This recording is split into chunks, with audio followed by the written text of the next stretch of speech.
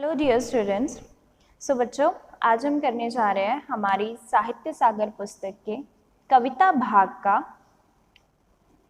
पाठ नंबर 3, जो कि कविता है। इसका नाम है स्वर्ग बना सकते हैं। ये कविता लिखी है रामधारी सिंह दिनकर ने। ठीक है,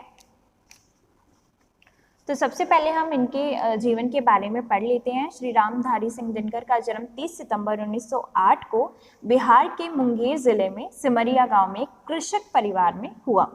मैट्रिक की परीक्षा में सर्वाधिक अंक प्राप्त करने पर इन्हें भूदेव स्वर्ण पदक मिला। 1950 में ये स्नातकोत्तर महाविद्यालय में हिंदी विभाग के अध्यक्ष बने। ये राज्यसभा के सदस्य भी रहे। भारत सरकार ने इन्हें पद्म भूषण से अलंकृत किया और 24 अप्रैल 1974 को इनका निधन हो गया। तो ये था इनका जीवन। दिनकर जी ने गद्य तथा पद्य दोनों प्रकार की रचनाएं की हैं, यानी कि उन्होंने कविताएं और कहानियां दोनों लिखी हैं। इनके काव्य उर्वशी पर इन्हें भारतीय ज्ञानपीठ पुरस्कार भी प्राप्त हुआ है। कुरुक्षेत्र, रेणुक, हुंकार, रसवंती, रश्मि रथी, परशुराम की प्रतीक्षा इनकी प्रसिद्ध काव्य रचनाएं तथा भारतीय संस्कृति के 4 अध्याय इनकी प्रमुख गद्य रचना है। दिनकर जी की रचनाओं में राष्ट्रीयता की गूंज है, यानी कि उन्होंने अपनी रचनाओं में मुख्य तौर पर राष्ट्रीयता, देशभक्ति के बारे में ही बताया है। तो आज हम इनकी कविता करने जा रहे हैं स्वर्ग बना सकते हैं। ठीक है, तो वो लिखते हैं कि धर्मराज यह भूमि किसी की नहीं कृत है दासी, हे जन्मना समान परस्पर इसके सभी निवासी। सबको मुक्त प्रकाश चाहिए, सबको मुक्त समीरण, बाधा रहित विकास, मुक्त आशंकाओं से जीवन। तो यहाँ पर जो कवि हैं वो धर्मराज यानी कि युधिष्ठिर और भीष्म पितामह के बीच के वार्तालाप के बारे में बता रहे हैं, जहां पर जो भीष्म पितामह है वो धर्मराज युधिष्ठिर को संबोधित करते हुए कह रहे हैं कि हे युधिष्ठिर, ये धरती किसी की खरीदी हुई दासी नहीं है। कृत यानी कि खरीदी हुई। यहाँ तो है जन्मना समान परस्पर, यहाँ जन्म लेने वाले सभी लोगों की है। इस पृथ्वी पर सभी लोगों का समान रूप से अधिकार है। भाव ये है कि इस पृथ्वी पर जन्म लेने वाले जितने भी लोग जन्म लेते हैं वो इस पृथ्वी के निवासी हैं। उन सभी को प्रकृति के तत्व समान रूप से मिलने चाहिए। सभी को मुक्त प्रकाश और खुली हवा चाहिए। सबको मुक्त प्रकाश चाहिए, सबको मुक्त समीरण। ठीक है, तो उन सभी के लिए मुक्त हवा, मुक्त प्रकाश होना चाहिए। इस पृथ्वी पर निवास करने वाले सभी लोगों को ये अधिकार है कि उनका विकास हो, बाधा रहित विकास, मुक्त आशंकाओं से जीवन। तो सभी का ये अधिकार है कि सबका विकास हो, बाधा रहित विकास हो, जिनके विकास में किसी प्रकार की कोई बाधा ना आए, उन्हें किसी प्रकार की कोई चिंता, आशंका या भय का सामना ना करना पड़े, क्योंकि ये धरती, आकाश, धूप, हवा सबके लिए है और उन पर सभी का समान रूप से अधिकार है। तो इस कविता में जो कवि है मुख्य तौर पर समानता के अधिकार पर बल देते हुए ये कविता लिख रहे हैं या उन्होंने लिखी है। आगे वो लिखते हैं कि लेकिन विघ्न अनेक अभी इस पथ पर अड़े हुए हैं, मानवता की राह रोककर पर्वत अड़े हुए हैं। न्यायोचित सुख सुलभ नहीं जब तक मानव को, चैन कहाँ धरती पर तब तक शांति कहाँ इस भव को। निम्नलिखित पंक्तियों में, इन पंक्तियों में जो भीष्म पितामह है वो धर्मराज युधिष्ठिर को उपदेश देते हुए कहते हैं कि यदि धरती, आकाश, धूप, हवा आदि सबका समान रूप से अधिकार होगा, ठीक है, तो सभी को बाधा रहित विकास करने का अधिकार होगा। इस प्रकार उनके मार्ग में अनेक बाधाएं भी आएंगी। ठीक है, लेकिन विघ्न अनेक अभी, तो उनके इस मार्ग में अनेक बाधाएं हैं। मानवता के मार्ग में अनेक प्रकार की समस्याएं, कठिनाइयां और बाधाएं हैं, इसीलिए मनुष्य का समुचित विकास नहीं हो पाया है। ठीक है, आगे वो लिखते हैं, कवि कहते हैं कि जब तक मनुष्यों के न्याय के अनुसार, मनुष्यों को न्याय के अनुसार अधिकारों को स्वीकार नहीं किया जाता, ठीक है, तब तक, तो जब तक उन्हें वो अधिकार नहीं मिल जाते तब तक वो शांति की स्थापना भी नहीं कर सकते। तो समाज में शांति की स्थापना करने के लिए भी ये आवश्यक है कि मनुष्य को मानवोचित जो भी उसके अधिकार है उनको दिया जाए, जिससे उनके जो संदेह है, जो उनका भय का वातावरण है वो दूर हो जाए और सबको समान अधिकार प्राप्त हों। इसी तरह से हम समाज में शांति की स्थापना भी बिना डर के कर सकते हैं और इस धरती पर चैन सुकून ला सकते हैं। आगे कवि लिखते हैं, जब तक मनुज मनुज का यह सुख भाग नहीं सम होगा, शमित न होगा कोलाहल, संघर्ष नहीं कम होगा। तो रामधारी सिंह दिनकर कहते हैं कि भीष्म पितामह ने युधिष्ठिर को उपदेश देते हुए कहा कि जब तक सभी मनुष्य को मनुज मनुज का यह सुख भाग नहीं सम होगा, यानी कि सभी मनुष्यों को समान रूप से प्रकृति के सभी साधन उपलब्ध नहीं होंगे, जब तक उनको समानता के आधार पर सबको समान अधिकार नहीं दिए जाएंगे, तब तक ये जो कोलाहल है, ये जो संघर्ष का कोलाहल है, शोर है, तब तक ये समाप्त नहीं होगा। ये संघर्ष चलता रहेगा, कम नहीं होगा। और इसे कम कैसे किया जा सकता है? जब सभी मनुष्यों को सुख प्राप्त करने के समान अधिकार मिल जाएंगे तो ये जो शोर है, ये जो कोलाहल है, स्वयं ही खत्म हो जाएगा, समाप्त हो जाएगा। उसे भूल व फंसा परस्पर ही शंका में भय में, लगा हुआ केवल अपने में और भोग संचय में। लेकिन वास्तविकता ये है कि कवि कह रहे हैं कि वास्तविकता, सच्चाई तो ये है कि जो स्वार्थ से ग्रसित लोग हैं, इस बात को भूलकर केवल अपनी धन संचय करने में ही लगे हुए हैं, अपना घर भरने में ही, अपने धन इकट्ठा करने में लगे हुए हैं। अब स्वार्थ में बनकर, स्वार्थ में फंसकर उनको दूसरों का कोई वो नहीं है कि हमें दूसरों की सहायता करनी चाहिए या कुछ भी है, वो सिर्फ अपने भले के बारे में सोचते हैं और जिससे संदेह और भय का वातावरण जो है वो बना रहता है गरीब लोगों के लिए, और अमीर लोग जो हैं वो अपने स्वार्थ के लिए ही सारे काम करते हैं। अगला है, प्रभु के दिए हुए सुख इतने हैं विकीर्ण धरती पर, भोग सके जो उन्हें जगत में, कहाँ अभी है इतने नर। तो यहाँ पर कवि कह रहे हैं कि इस धरती पर, इस पृथ्वी पर प्रचुर मात्रा में सुख के इतने साधन उपलब्ध हैं, यानी कि इस धरती पर इतने सुख साधन उपलब्ध हैं, सभी मनुष्यों की सभी आवश्यकताएं पूर्ण हो सकती हैं जिनसे। भोग सके जो उन्हें जगत में, कहाँ अभी इतने नर।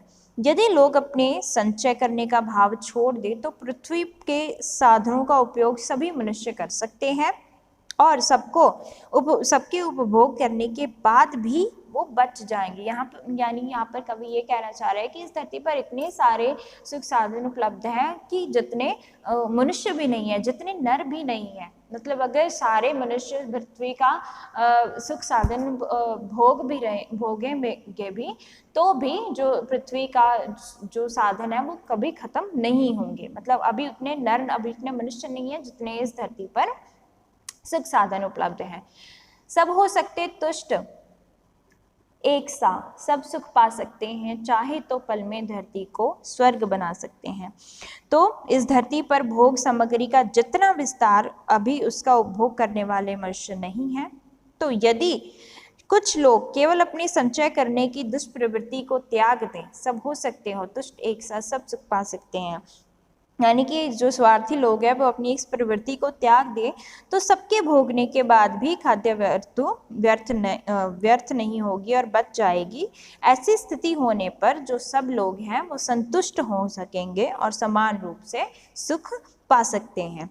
यदि ऐसा हो गया कि यदि स्वार्थी लोग सबने अपना स्वार्थ छोड़ दिया, सबको समान अधिकार प्राप्त हो गए, तो इस धरती को स्वर्ग बनाया जा सकता है पल में ही। अर्थात फिर इस धरती पर वे सब सुख होंगे जो स्वर्ग में भी उपलब्ध होते हैं। यानी कि हम इस धरती को ही एक स्वर्ग बना सकते हैं यदि हम दूसरों की सहायता करेंगे, सबके साथ एक साथ चलेंगे, किसी में भी स्वार्थ की भावना नहीं होगी, ईर्ष्या की भावना नहीं होगी, सब एक दूसरे के समान अधिकारों का कर्तव्यों को समझेंगे, उनका पालन करेंगे, तो हम इस धरती को ही एक स्वर्ग की भांति बना सकते हैं। तो ये थी हमारी कविता स्वर्ग बना सकते हैं, जिसमें कवि ने ये संदेश दिया है मनुष्य को कि उसे सब अपने समान अधिकार प्राप्त होंगे जब तो वो इस धरती पर सुखी पूर्वक रह सकेंगे।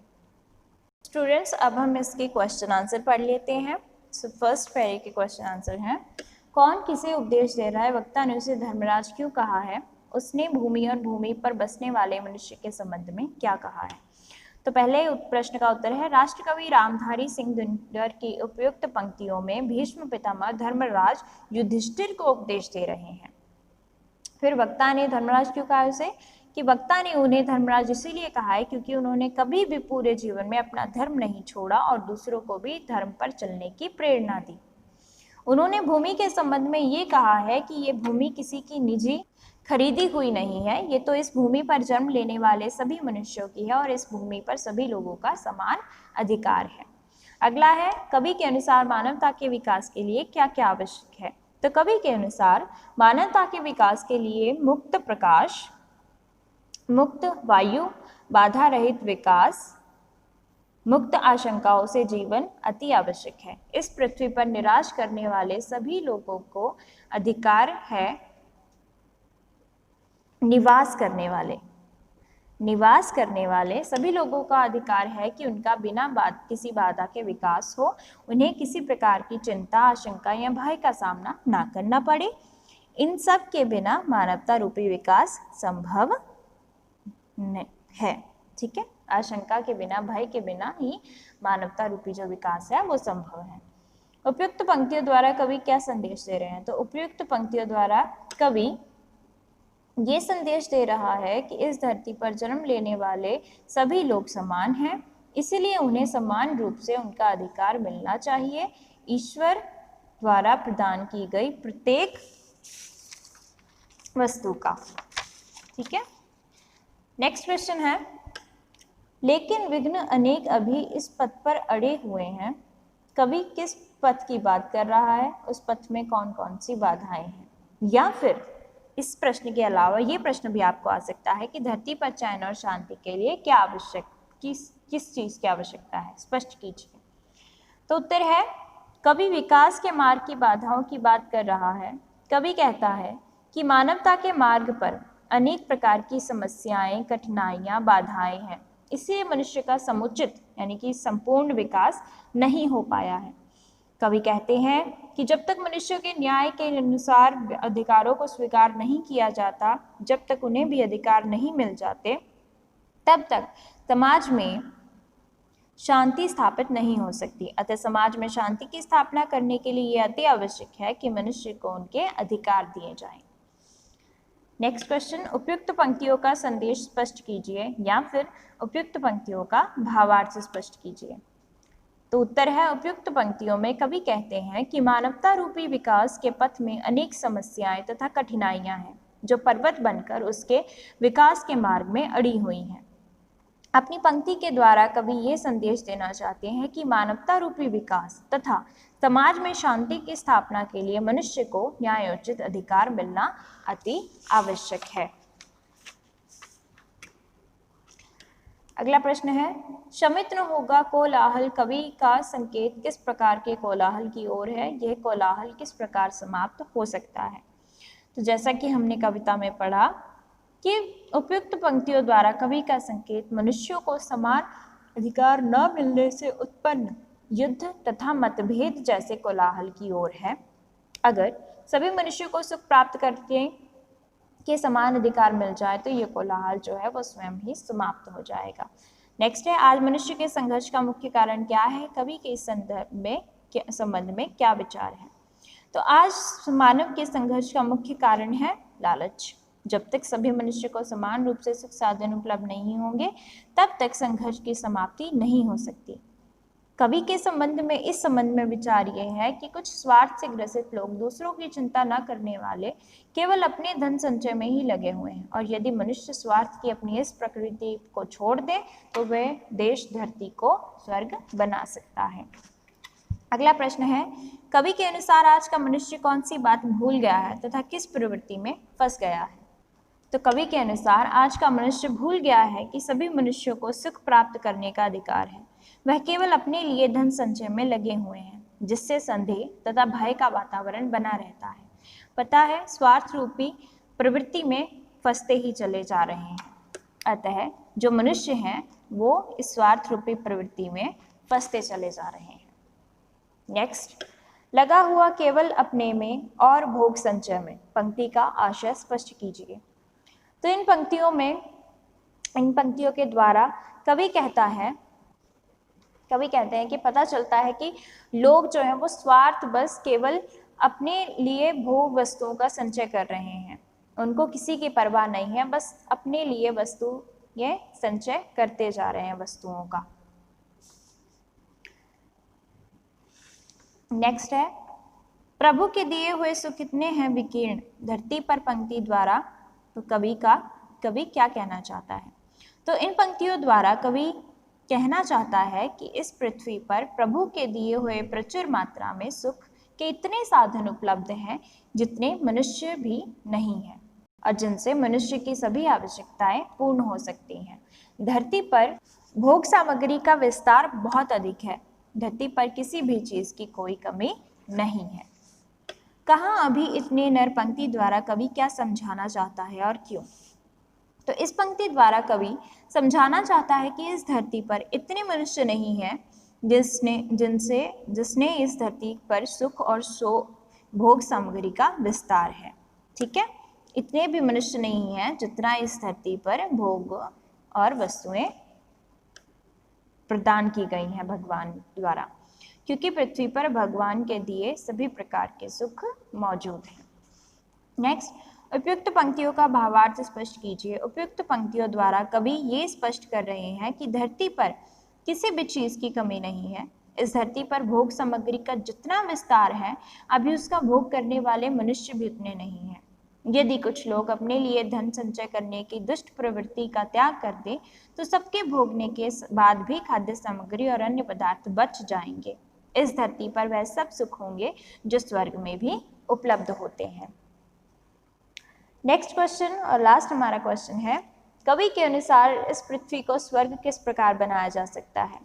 तो इस पृथ्वी को स्वर्ग तभी बनाया जा सकता है जब लोग स्वार्थवश अपने लिए धन संचय करने की प्रवृत्ति को त्याग देंगे, तो सभी संतुष्ट हो सकते हैं और समान रूप से सुख प्राप्त कर सकते हैं। यदि ऐसा हो तो पल भर में हम धरती को स्वर्ग बना सकते हैं। ठीक है स्टूडेंट्स, ये था हमारा चैप्टर स्वर्ग बना सकते हैं। आई होप सबको समझ में आ गया होगा। Okay students, thank you and have a nice day.